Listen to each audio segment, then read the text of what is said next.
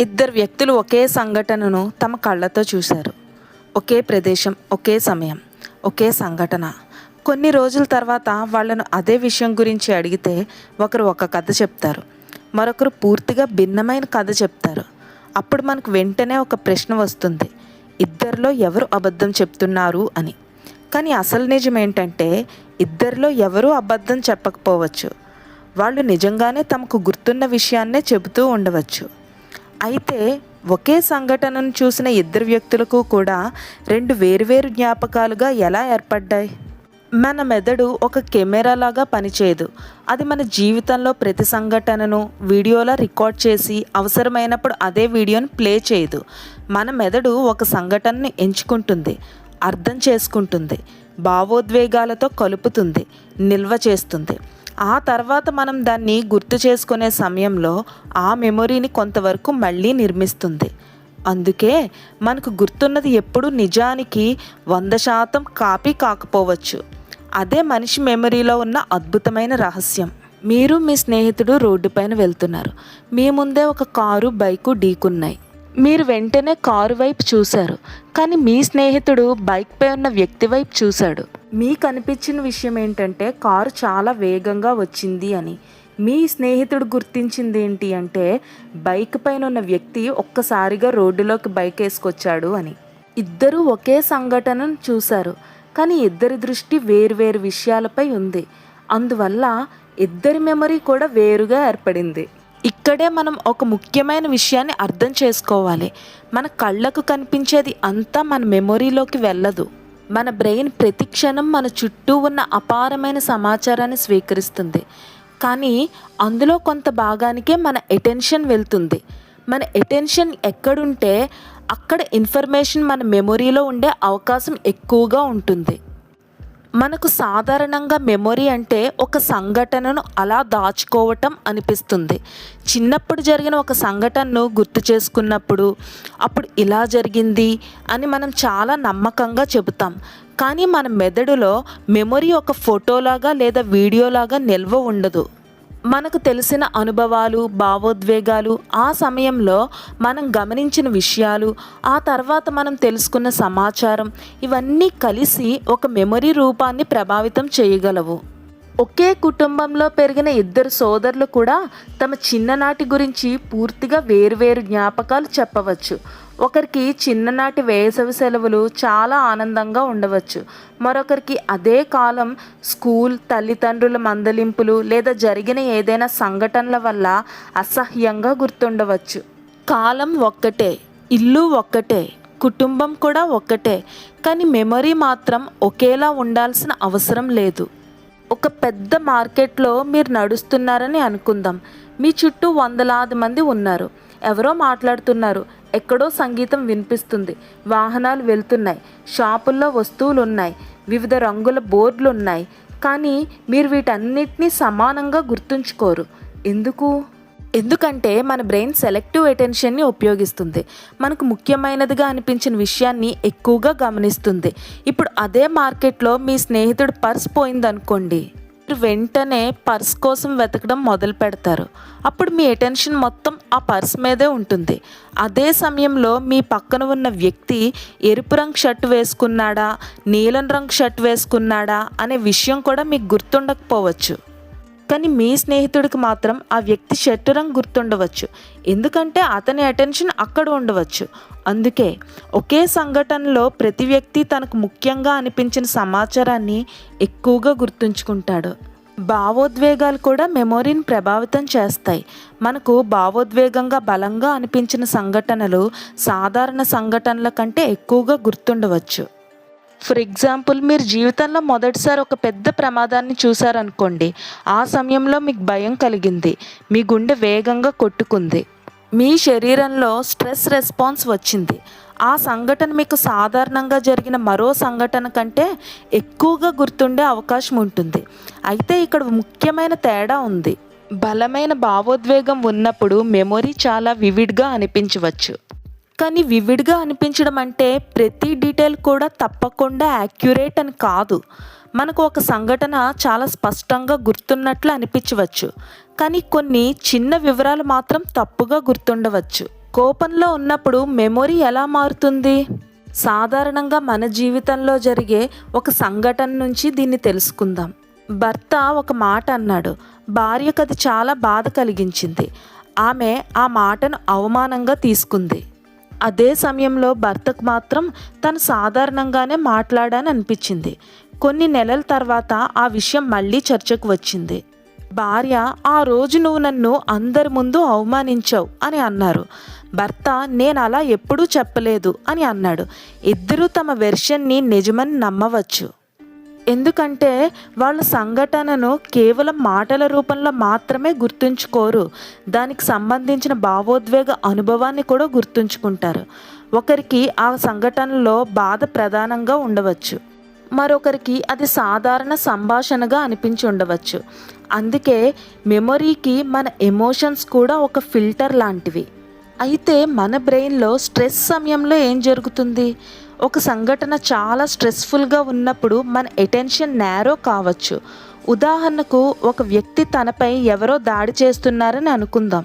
అతని మొత్తం దృష్టి ప్రమాదం మీదే ఉండవచ్చు. అతను అక్కడ ఉన్న ఇతర విషయాలను గమనించకపోవచ్చు. అతను దాడి చేసిన వ్యక్తి చేతిలో ఉన్న వస్తువుపై ఎక్కువగా దృష్టి పెట్టవచ్చు.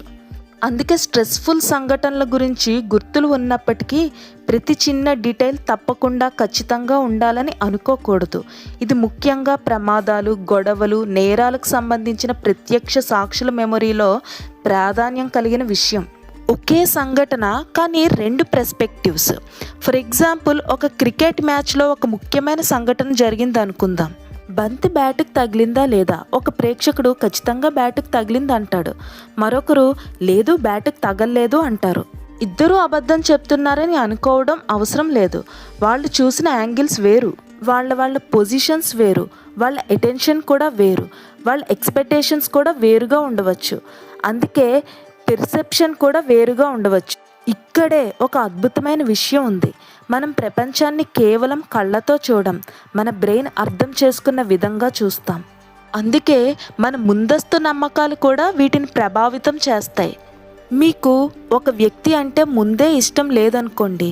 అతను మీతో మాట్లాడినప్పుడు ఒక చిన్న తప్పు చేశాడు, మీరు అతను కావాలనే చేశాడు అని అనుకోవచ్చు. అదే వ్యక్తిని ఇష్టపడే మరో వ్యక్తి అతనికి తెలియక జరిగి ఉంటుంది అని అనుకోవచ్చు. ఒకే సంఘటన కానీ ఇంటర్ప్రిటేషన్ వేరు. ఆ ఇంటర్ప్రిటేషన్ తర్వాత మెమొరీని కూడా ప్రభావితం చేయవచ్చు. అందుకే మన బిలీఫ్స్, ఎక్స్పెక్టేషన్స్, ప్రీవియస్ ఎక్స్పీరియన్సెస్ ఇవన్నీ మనం సంఘటనలు ఎలా అర్థం చేసుకుంటామో ప్రభావితం చేయగలవు. ఇంకొక విషయం ఏంటంటే, విన్న సమాచారం కూడా ప్రభావితం చేయవచ్చు. ఇది మెమొరీలో చాలా ఆసక్తికరమైన భాగం. ఒక సంఘటన జరిగిన తర్వాత మీరు మీ స్నేహితుడితో మాట్లాడారు. మీ స్నేహితుడు, ఆ కారు చాలా వేగంగా వచ్చింది కదా అని అన్నాడు. మీకు మొదట కారు వేగం గురించి ప్రత్యక్షంగా గుర్తుండకపోవచ్చు, కానీ తర్వాత మీరు ఆ సంఘటనను గుర్తు చేసుకున్నప్పుడు అవును, కారు చాలా వేగంగా వచ్చింది అని అనిపించవచ్చు. ఇలా ఇతరుల మాటలు, ప్రశ్నలు, తర్వాత జరిగిన చర్చలు మన రీకలెక్షన్పై ప్రభావం చూపే అవకాశం ఉంది. అందుకే మెమొరీని గుర్తు చేసుకోవడం అనేది ఒక స్టాటిక్ ప్రాసెస్ కాదు. మనకు ఒక మెమొరీ గుర్తుకు వచ్చినప్పుడు అది బ్రెయిన్లో మళ్ళీ యాక్టివ్ అవుతుంది, తర్వాత అది మళ్ళీ నిల్వ చేయబడుతుంది. ఈ ప్రక్రియలో మెమొరీ కొంత మారే అవకాశం ఉంటుంది. అందుకే ఒక సంఘటనను పదే పదే గుర్తు చేసుకోవటం వల్ల అది మరింత యాక్యురేట్గా అవుతుందని తప్పనిసరిగా చెప్పలేం. కొన్నిసార్లు మనం ఒక కథను పదే పదే చెప్పుకుంటూ ఉండటం వల్ల ఆ కథలోని కొన్ని డీటెయిల్స్ మనకు మరింత నిజంగా అనిపించవచ్చు. నేను ఈ విషయం 100 సార్లు గుర్తు చేసుకున్నాను కాబట్టి నేను తప్పు అయ్యే అవకాశం లేదు అనుకుంటాం. ఇలా అనుకోవటం సరి అయినది కాదు. మరి అయితే ఫాల్స్ మెమొరీ అంటే ఏంటి? ఇప్పుడు మరింత ఆశ్చర్యకరమైన విషయం ఇది. కొన్ని సందర్భాల్లో మనకు జరగని విషయం కూడా జరిగినట్టుగా గుర్తు చేసుకుంటూ ఉండవచ్చు. ఇది మనిషి కావాలనే అబద్ధం చెప్తున్నాడని అర్థం కాదు. అతనికి నిజంగానే ఆ సంఘటన జరిగినట్టు అనిపించి ఉండవచ్చు. ఉదాహరణకు, చిన్నప్పుడు జరిగిన సంఘటన గురించి కుటుంబ సభ్యులు పదే పదే ఒక కథ చెబుతుంటే కొంతకాలం తర్వాత ఆ కథలోని కొన్ని వివరాలు మన సొంత మెమొరీలో భాగమైపోయినట్టుగా అనిపిస్తుంది. అందుకే మెమొరీ మరియు ఇమాజినేషన్ మధ్య మనం అనుకునేంత గట్టి గోడ ఉండకపోవచ్చు. అందుకే మనం కోర్టు సీన్లు పరిశీలించినట్టయితే ఇద్దరు సాక్షుల స్టేట్మెంట్స్ వేరువేరుగా ఉంటాయి. ఒక క్రైమ్ సీన్ని ఊహించుకోండి. అక్కడ 5 వ్యక్తులు ఉన్నారు అనుకుందాం. పోలీసులు ఒక్కొక్కరిని విడివిడిగా ప్రశ్నించారు. ఒకరు అతను నల్ల షర్ట్ వేసుకున్నాడు అంటారు, మరొకరు నీలం షర్ట్ అంటారు, మూడో వ్యక్తి నాకు షర్ట్ రంగు గుర్తులేదు అంటాడు, నాలుగో వ్యక్తి అతను టోపీ పెట్టుకున్నాడు అంటాడు. ఇది విచారణలో చాలా క్లిష్టమైన పరిస్థితిని సృష్టిస్తుంది. అందుకే ప్రత్యక్ష సాక్షి చెప్పిన వివరాలు ముఖ్యమైనవే అయినప్పటికీ వాటిని ఇతర ఎవిడెన్స్లతో కలిపి పరిశీలించడం చాలా ముఖ్యం.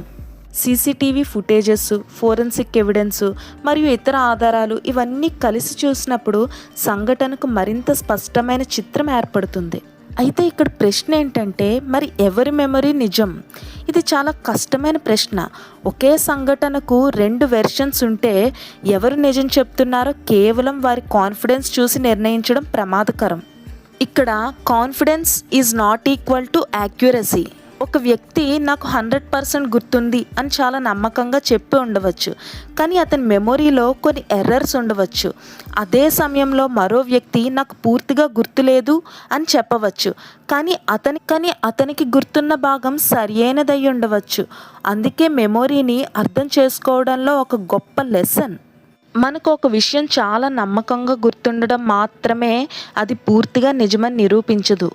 అయితే దీని అర్థం మన మెమొరీ మొత్తం అన్రిలయబుల్ అని కూడా కాదు. మన రోజువారీ జీవితంలో మెమొరీ చాలా ముఖ్యమైనది. మన కుటుంబ సభ్యులను గుర్తుపట్టడం, మన భాష మాట్లాడడం, మనకు తెలిసిన మార్గాల్లో ప్రయాణించటం, పాఠాలు నేర్చుకోవటం, పనులు చేయటం ఇవన్నీ మెమొరీ పైన ఆధారపడతాయి. కాబట్టి మెమొరీ ఒక అద్భుతమైన వ్యవస్థ. కానీ ఇది పర్ఫెక్ట్ రికార్డింగ్ సిస్టమ్ కాదు. మన బ్రెయిన్ మనకు అవసరమైన సమాచారాన్ని ఉపయోగకరంగా ఉంచేలా పనిచేస్తుంది. అందులో కొన్ని వివరాలు మారవచ్చు, కొన్ని మర్చిపోవచ్చు, కొన్ని వివరాలు కలిసిపోవచ్చు. ఇది మన బ్రెయిన్ పనిచేసే సహజమైన విధానంలో ఒక భాగం. కాబట్టి ఇకపై ఎవరైనా మీతో నాకు బాగా గుర్తుంది, నువ్వే తప్పుగా గుర్తుపెట్టుకున్నావు అని అంటే వెంటనే వాళ్ళు అబద్ధం చెప్తున్నారని అనుకోవాల్సిన అవసరం లేదు. అలాగే మీకు ఏదైనా విషయం చాలా స్పష్టంగా గుర్తుంది కాబట్టి మీరు తప్పకుండా 100% కరెక్ట్ అని కూడా అనుకోకండి. మన మెదడు ఒక అద్భుతమైనది, కానీ అది కెమెరా కాదు. అది మన అనుభవాలను తీసుకొని వాటికి అర్థం ఇచ్చి భావోద్వేగాలతో కలిపి అవసరమైనప్పుడు వాటిని మళ్ళీ నిర్మించే ఒక జీవ వ్యవస్థ. అందుకే ఒకే సంఘటనకు 2 జ్ఞాపకాలు ఉండవచ్చు. 2 జ్ఞాపకాలు వెనుక 2 పర్స్పెక్టివ్స్ ఉండవచ్చు. మరికొన్ని సందర్భాల్లో 2 పర్స్పెక్టివ్స్ వెనుక 2 నిజాయితీ గల మనుషులు కూడా ఉండవచ్చు. అందుకే మన మెమొరీని ప్రశ్నించడం అంటే మన బ్రెయిన్ని అనుమానించటం కాదు. మన బ్రెయిన్ ఎంత అద్భుతంగా, ఎంత సంక్లిష్టంగా పనిచేస్తుందో అర్థం చేసుకోవటం. ఇదే నెక్స్ట్ లెవెల్ మైండ్. మన కళ్ళ ముందు ఉన్న ప్రపంచం ఒకటే కావచ్చు, కానీ మన మెదడులో అది కనిపించే విధానం మాత్రం ప్రతి మనిషికి ప్రత్యేకం. మీకు ఈ వీడియో నచ్చితే లైక్ చేయండి. మరిన్ని అద్భుతమైన విషయాల కోసం మన ఛానల్ని వెంటనే సబ్స్క్రైబ్ చేసుకోండి. Thank you for watching. This is Vani shutting off. Bye bye.